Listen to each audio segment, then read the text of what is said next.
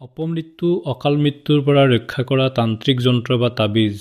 কিছুমান মানুহৰ সঘনাই এক্সিডেণ্ট হয়, কিছুমানৰ ঘনাই বেমাৰ হৈ থাকে আৰু কিছুমান মানুহ জীয়াই থকাৰ তাৰণাত বহুত বিপদজনক কামত জড়িত হৈ থাকিব লগা হয়।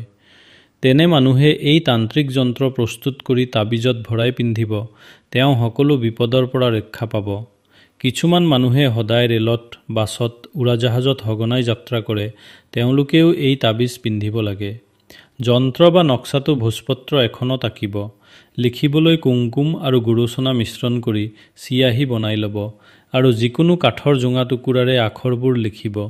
লিখা হোৱাৰ পিছত সেই যন্ত্ৰ বা নক্সা তাবিজত ভৰাই ডিঙিত পিন্ধিব। তাবিজত ভৰোৱাৰ আগতে মন্ত্ৰটো 108 বাৰ জপ কৰিব লাগিব, যাতে তাবিজটো পিন্ধা সময়ত মৃত্যু দেৱতা বিশ্ব ব্ৰহ্মাণ্ডৰ য'ত থাকিলেও অমৃতসহ তাবিজটোত স্থিত হয়। মনত ৰাখিব, যিকোনো মন্ত্ৰ 108 বাৰ জপ কৰিলে যি দেৱতাক উদ্দেশ্যি মন্ত্ৰ জপ কৰা হয় সেই দেৱতা বিশ্ব ব্ৰহ্মাণ্ডৰ য'ত থাকিলেও সেই দেৱতা জাগ্ৰত হৈ যায়। মন্ত্ৰটো যন্ত্ৰটোতে লিখা আছে চাই ল'ব।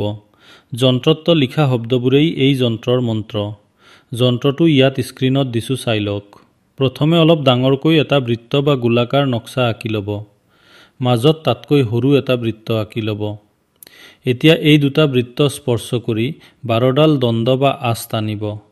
এইবাৰ দণ্ডই বাৰ ৰাখি গ্ৰহ নক্ষত্ৰ সময় আদিক প্ৰতিনিধিত্ব কৰিছে। বৃত্তৰ একেবাৰে কেন্দ্ৰত ৰিং এই শব্দটো লিখিব।